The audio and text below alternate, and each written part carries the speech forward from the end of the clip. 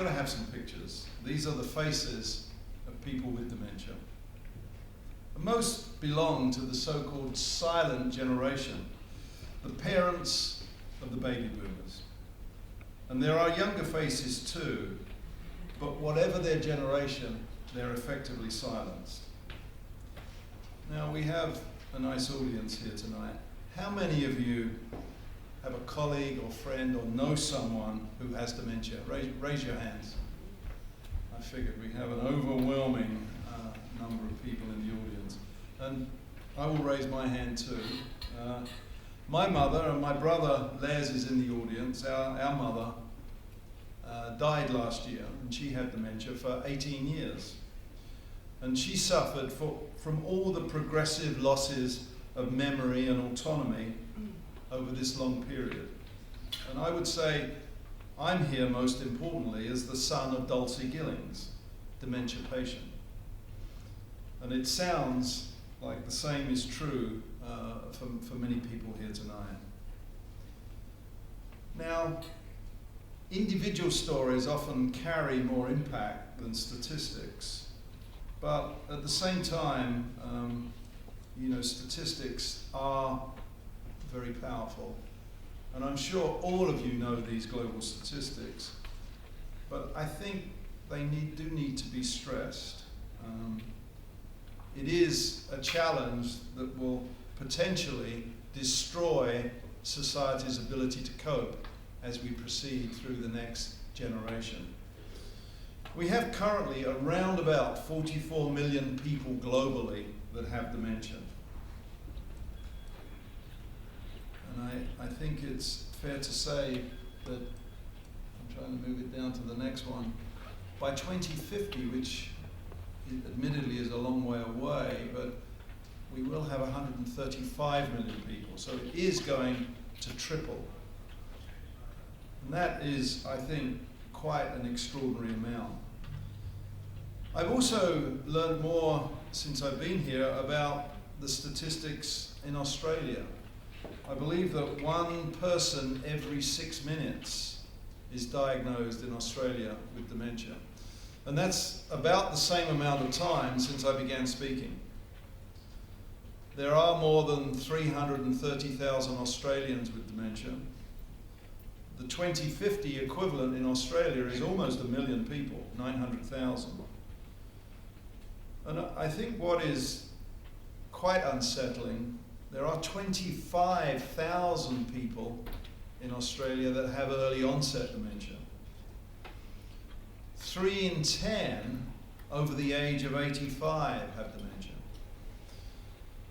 And here in Australia, there are 1.2 million caring Australians for someone with dementia.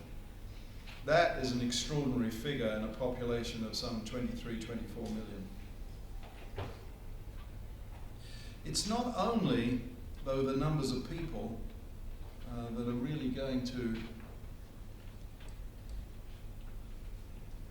affect things. It is the impact all that is going to have on the economy. Almost 700 billion Australian dollars are spent globally on dementia. And that's 1% of global gross domestic product. So we see that is going to, not only are we having a powerful impact on families and life and individuals, humanity, but also economically. I was recently in the United States talking to congressmen and senators, and it is interesting for that visit. Some estimates were done for me, and the costs in the United States for dementia over the next 40 years are expected to total 20 trillion. That's trillion with a T. It's a number with 12 zeros after it, over the next 40 years. And the reason this is quite extraordinary, it's a larger sum than the US national debt that's been built up, again, largely over the last 40 years. And if you spend any time in the United States, it's decried so much by politicians. So brings home just how enormous this problem is. Now, during the next 30 years, dementia will also spread considerably to the developing world. In the immediate future, China will overtake in 2016 the number of persons with dementia, around about 6 million. But I think what is even more staggering, because dementia is felt to be a problem of the developed world, 2/3 of people with dementia by the middle of this century will come from low to middle income nations. And that again is staggering and explains why we have to form a global effort against dementia. Now, I've made an analogy, or not so much an analogy, but to put this somehow in perspective, because the 20th century saw enormous gains in life expectancy in the developed world, some 30 years. Average life expectancy went from about 50 years in 1900 to about 80 years at the end of the century. Well, perhaps I shouldn't say much, but some of that gain is going to be lost to the ravages of dementia. And I think that means the hard-won victories that many of you have been part of through public health, through vaccination, through pharmaceutical innovation, through economic advancement, can be lost to now a problem that increases in prevalence because we have won those victories and created an aging society. And the increase in dementia is almost entirely explained by the aging population. Now, there are 3 lessons that I'd like to illustrate, and I bring those in part from my own career, and more recently some of the things that's happening in the world, that I'd like to use as examples to help maybe guide some of our thinking on dementia. The first is Ebola, which is quite with us right at the moment. The second is AIDS, and the third is the war on cancer. So let's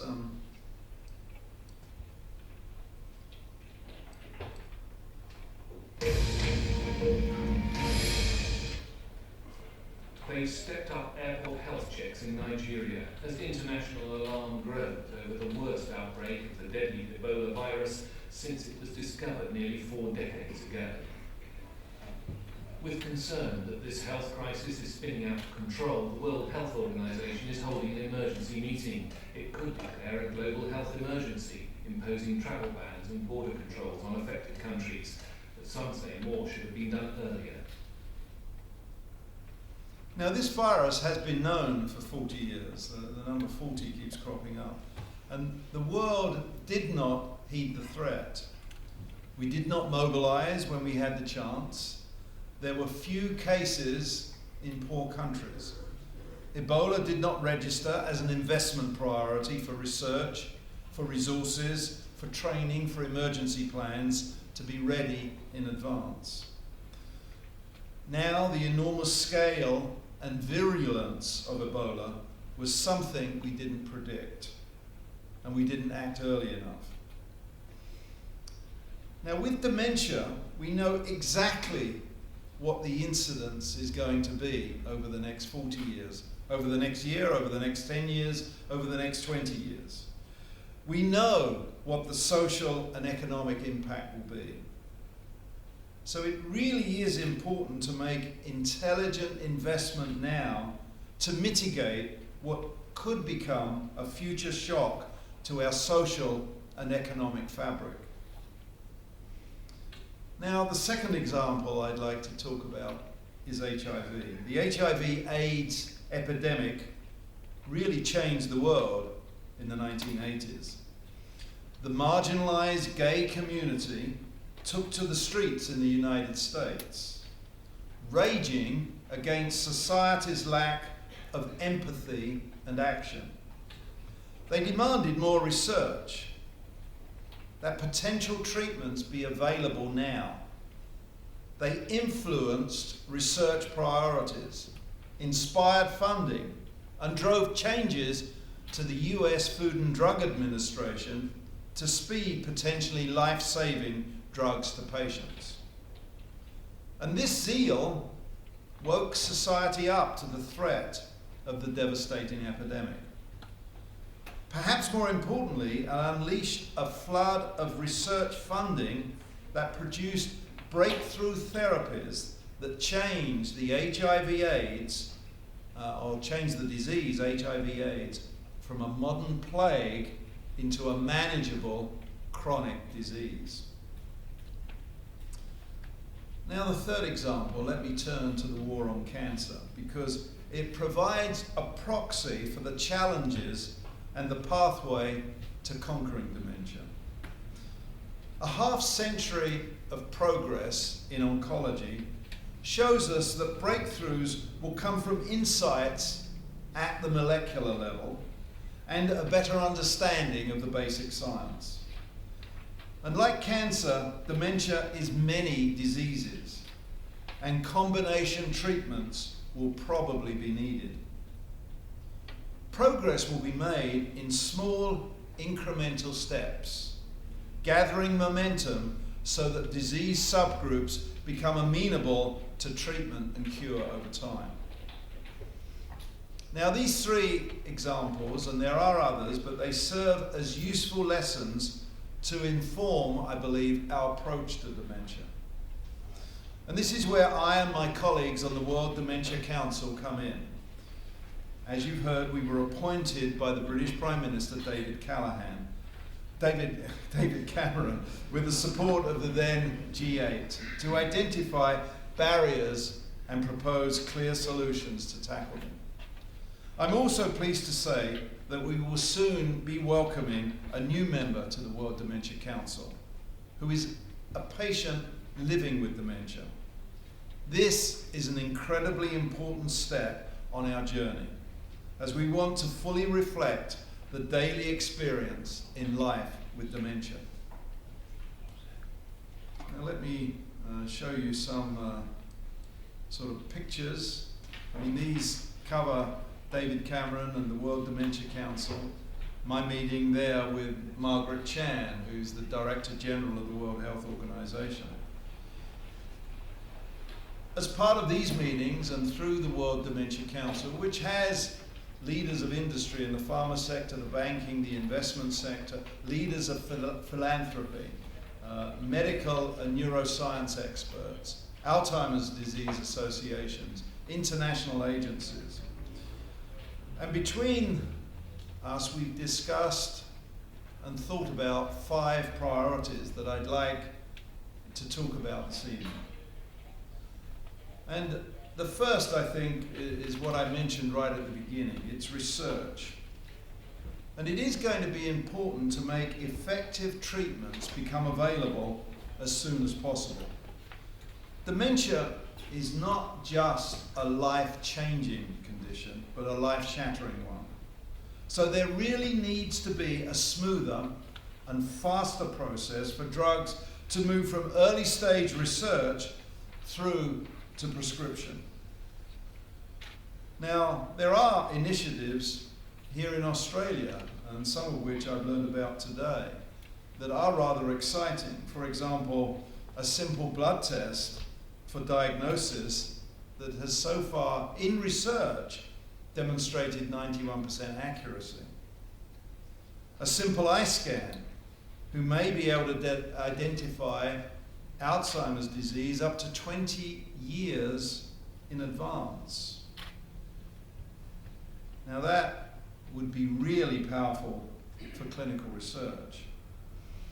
I think it's interesting that the University of Melbourne Neuroscience Institute has developed the world's first music, mind, and well-being initiative, and is looking at how exposure to music changes the brain.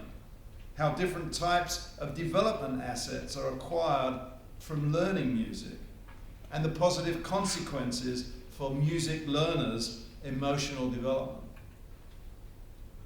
Now, while this initiative isn't exclusively aimed at dementia patients, there are many findings which are applicable and inspire new ways of thinking. And I do think new ways of thinking is really important as we mount the challenge.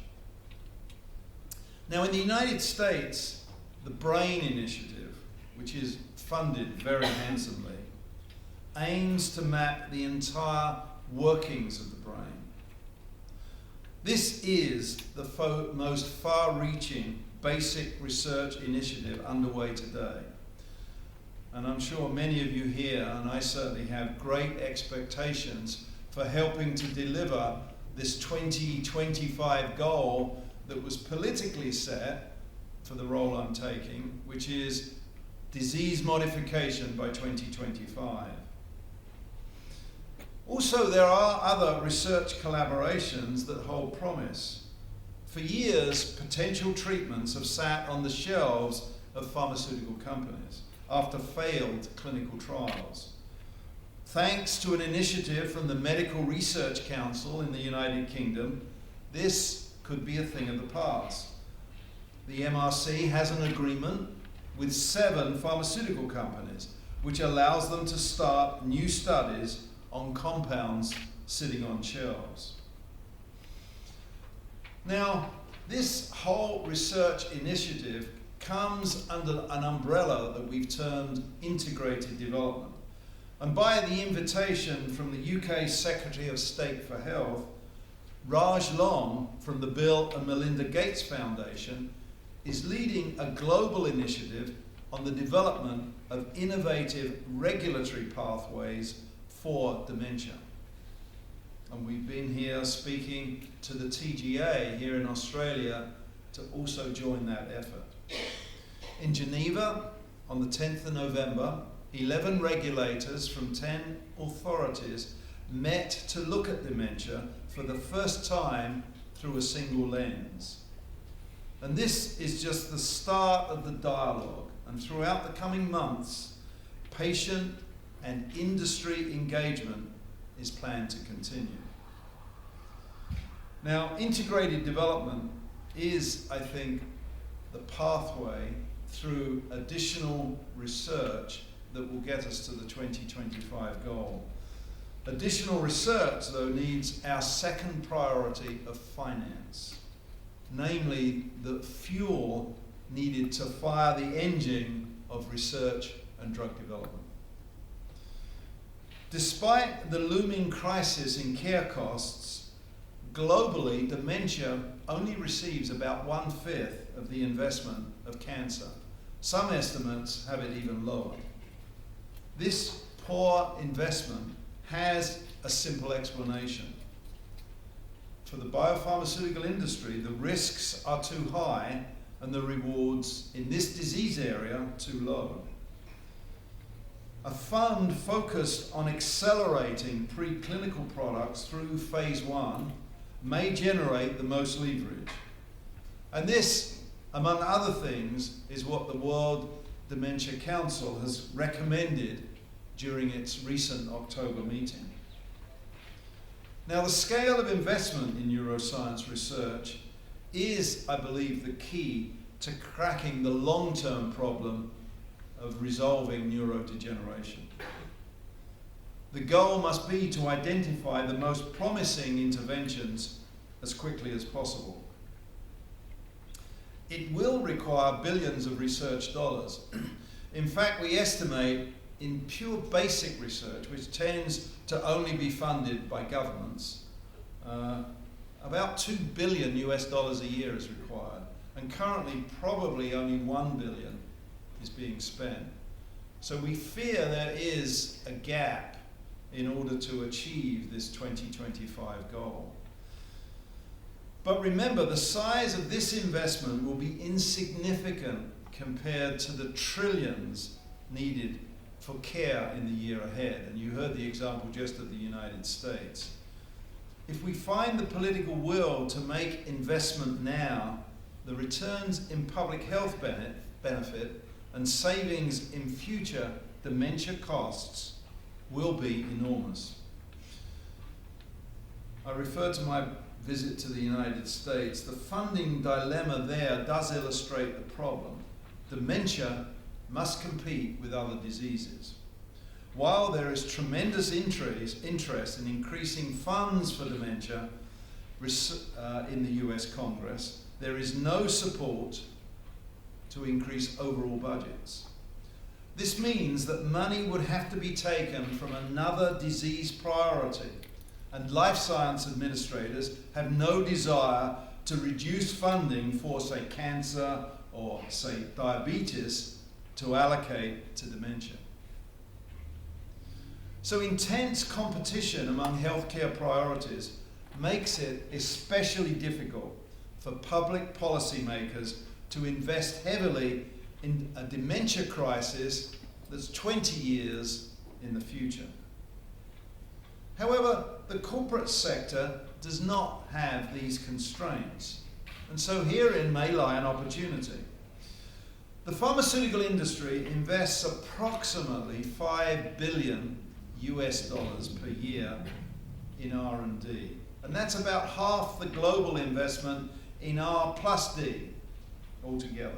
So the other $5 million comes from governments, philanthropy, other private investments. Now, pharma excels in investing in targeted areas of research that offer high returns. The industry now has more than 300 agents in development for dementia, from preclinical to phase 3.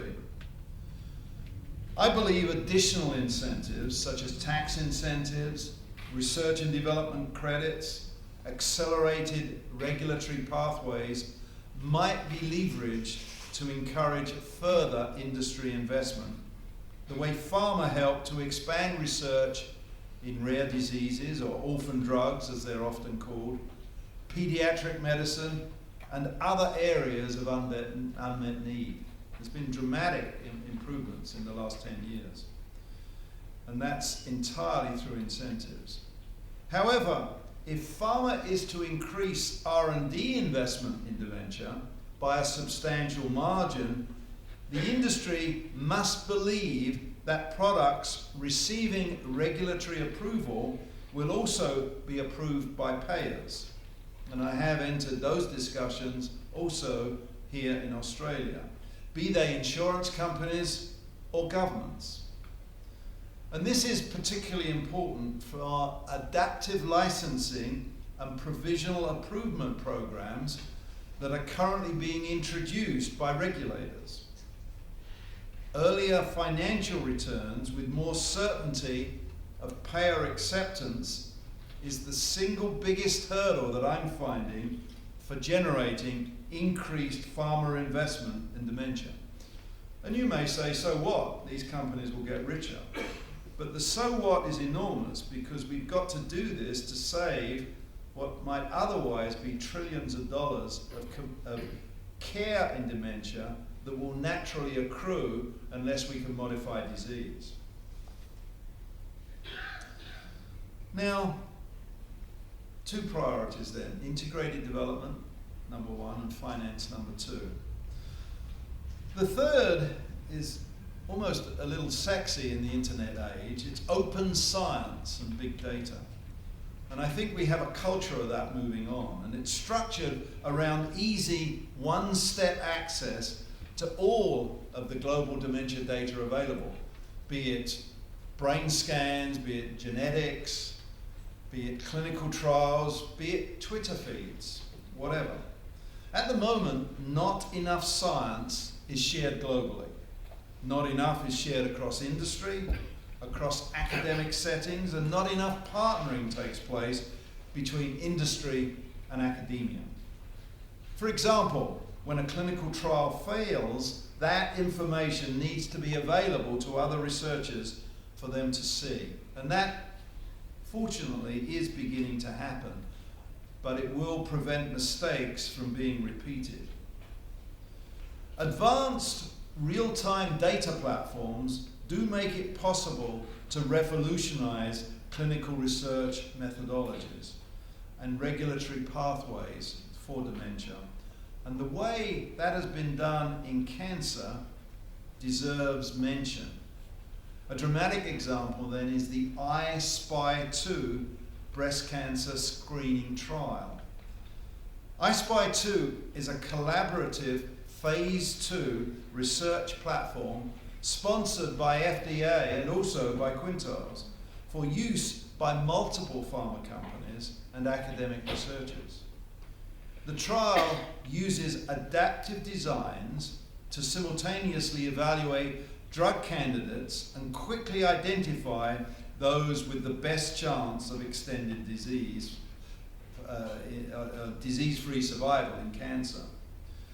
Now, for dementia, such a platform, fortunately, is beginning to be underway in Europe. It could also begin to get underway here in Australia. So I think that platform holds the possibility of an enormous amount of opportunity. Now,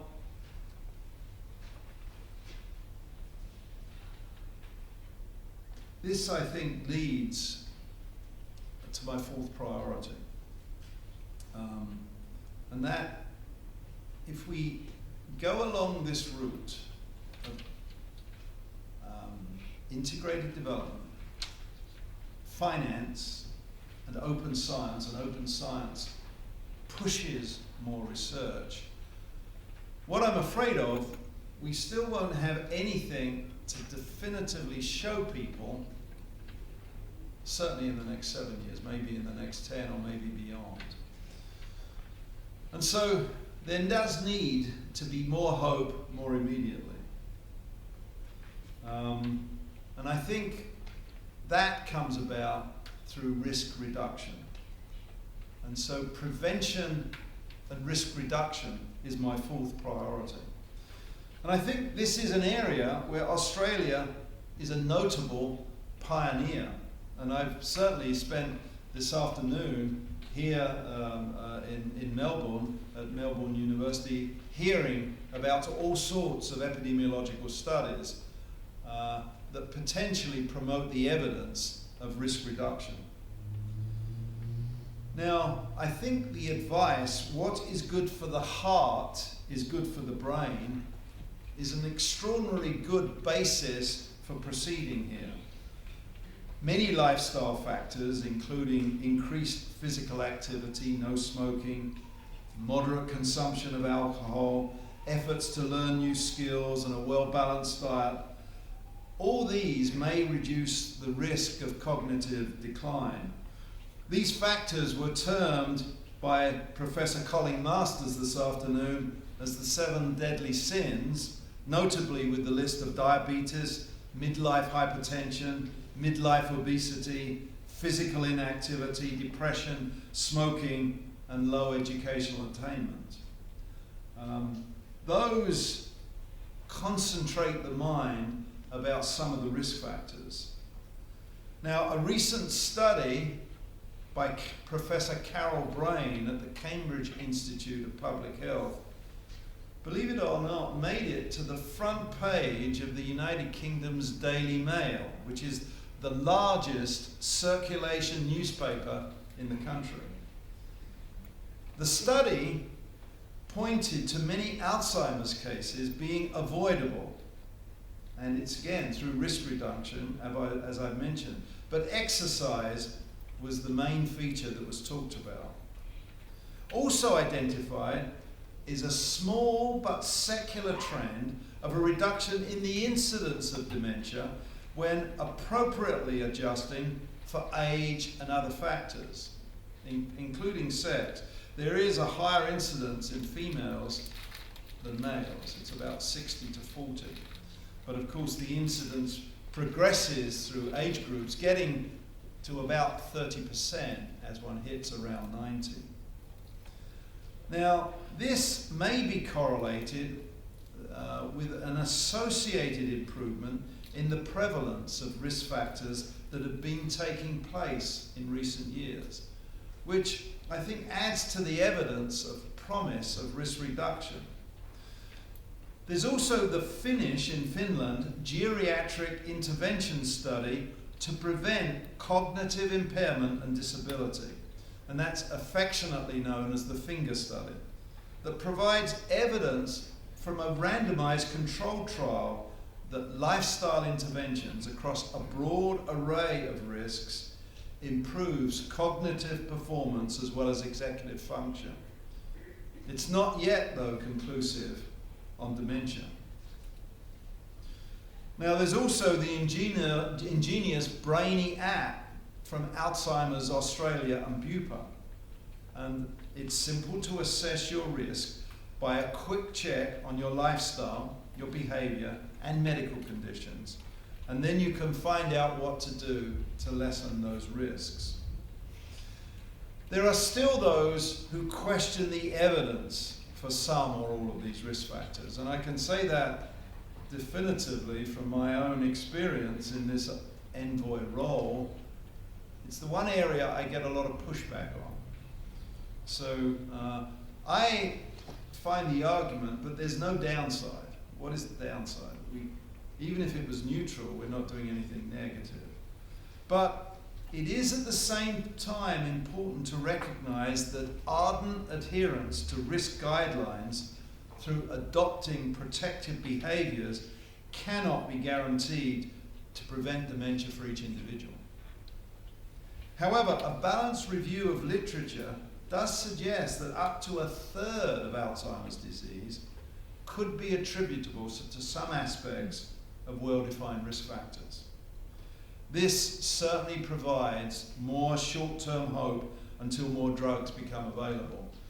And I did this afternoon with experts, many of which are in the room, have a debate about this and pointed out that this is the one area hopefully we can make progress, perhaps through national messaging. Remember, there is the evidence from surveys that suggest people over 50 now regard dementia as the thing they fear the most. There's some surveys I've been shown that suggest that's also true for the over 30s. So in other words, now dementia has increased as a fear element over and above cancer, over and above heart attacks, over and above stroke.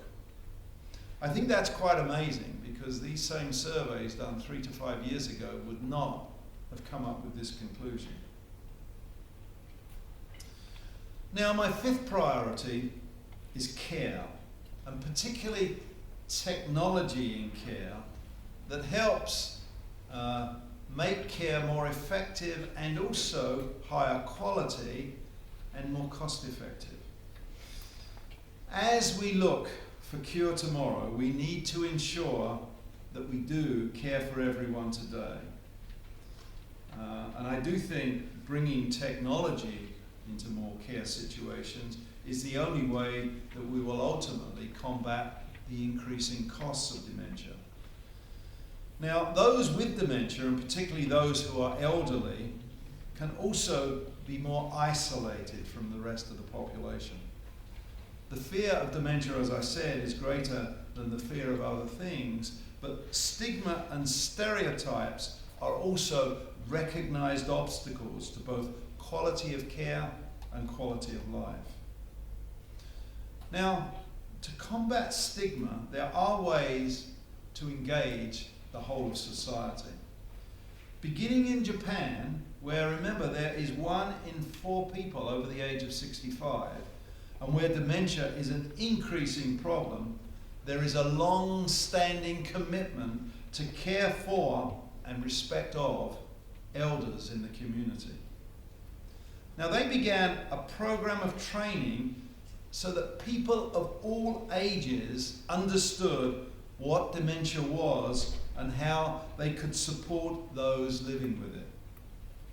Over 5 million people in Japan have now completed this training as caravan friends, or affectionately caravan mates, for the country's dementia-affected population. Now, in 2012, the United Kingdom sort of took from the Japanese program and adopted the program and renamed it Dementia Friends. And I have my badge, and I'm a trained dementia friend, where people can watch a short video or take part in a face-to-face training session. And let me put some dementia friends. These are all dementia friends, and some in the middle at the bottom there, a newscaster in the United Kingdom on Sky News. And so this training session helps them understand their role in supporting those living with dementia. Canada has also adopted Dementia Friends. When we were in Canada in September, in a similar situation to here, there was great enthusiasm and a commitment to bring this program into the country. Now, as the number of dementia-friendly individuals increase, we can develop dementia-friendly communities with shops, businesses, and all parts of society supporting those with dementia. There are about 30 in the United Kingdom, and some are being trialled here, I note, in Australia, in Kiama and Port Macquarie. So I certainly wish that program well. Now, we can also revolutionize care using technologies that improve quality of life and reduce cost, as I mentioned. And robots are being developed to manage tasks from cooking and cleaning to bathing to meet growing needs for care, and also the shrinking pool of caregivers. It's certainly calculated in the United Kingdom, I'm not aware of any calculations for Australia, that immigration policy might have to change because there couldn't be enough carers unless we do something about the sheer numbers. And there aren't the ranks of the people to recruit the carers out of, and so that has an impact potentially on immigration. Now, maybe I say that a little tongue-in-cheek, but it does begin to tell you about the knock-on effects that a disease such as this can have. Now, the Georgia Institute of Technology has developed Cody, a robotic nurse designed to fetch objects and clean floors, but also gentle enough to bathe patients. In the United Kingdom, the University of Reading built Hector, who can remind patients to take medicine, keep track of their eyeglasses, and assist in case of a fall. Now, in addition to providing care, robots could also be developed to provide reports of patient progress to caretakers and physicians. So let's play another little movie. This is in Swedish, but it's translated.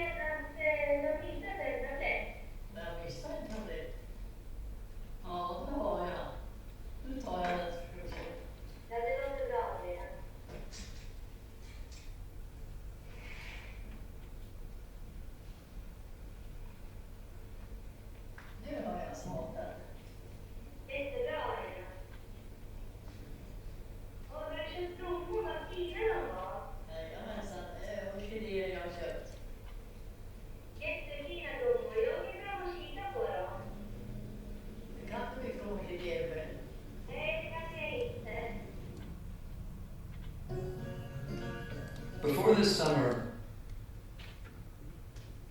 I wanted to stop. That movie goes on quite a long while, and the technology wouldn't work so that I could stop it in the middle, so I apologize for that, but that's the only way I've figured out how to do it.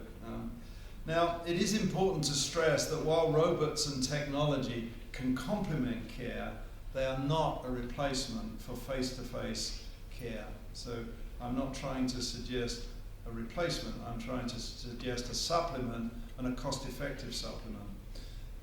Now, applications for in-home and mobile devices are evolving to assist both patients and caregivers.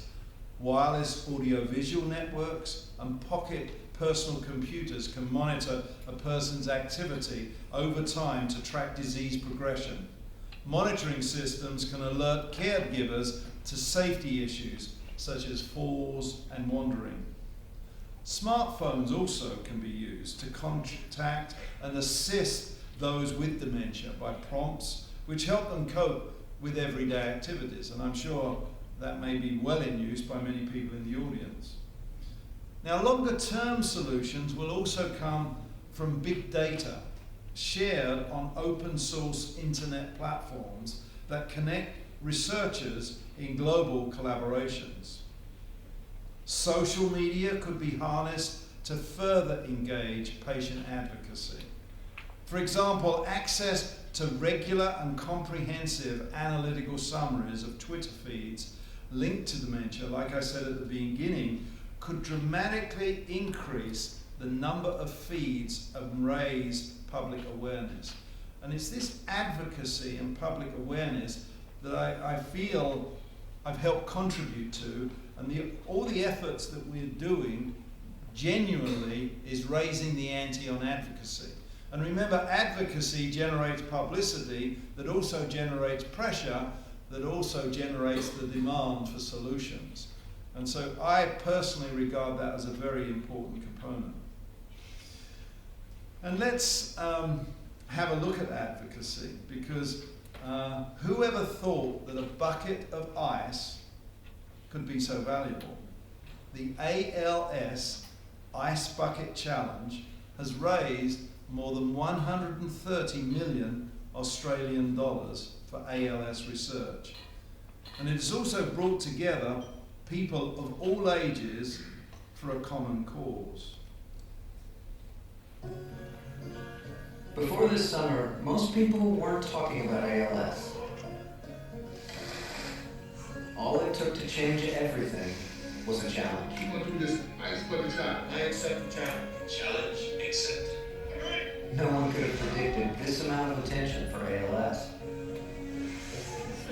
But we're incredibly grateful to everyone who is willing to stand up to a disease that steals your ability to walk, talk, even breathe before it takes your life. I'm happy to donate to this very worthy cause. We can create awareness and change. Let's do this.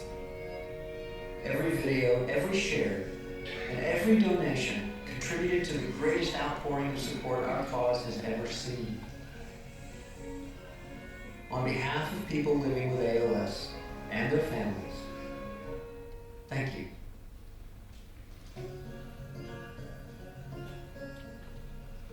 Now it is with that energy and optimism in mind that we will take on the Dementia Challenge. The current momentum needs to continue, and there truly is, I believe, a momentum. I've even heard that you're reading more here in Australia about dementia in the everyday press. With long-term global action, I hope, with countries around the world, I'm hoping they will commit to and generate even more progress. Work is underway to decide what the longer-term international model will look like. We are keen to ensure it will be open for all countries, and that's primarily why I'm here to encourage greater input from Australia. Also open for all international organisations, for academia and industry to participate and collaborate. The momentum that has been built during this first year with international cooperation on best practice in research, care and risk reduction and finance must be continued. then the target of a cure or disease-modifying therapy can be met by 2025. It really is by all of our countries joining together, sharing ideas and working as a team, that I truly believe we can find the solutions we so desperately need.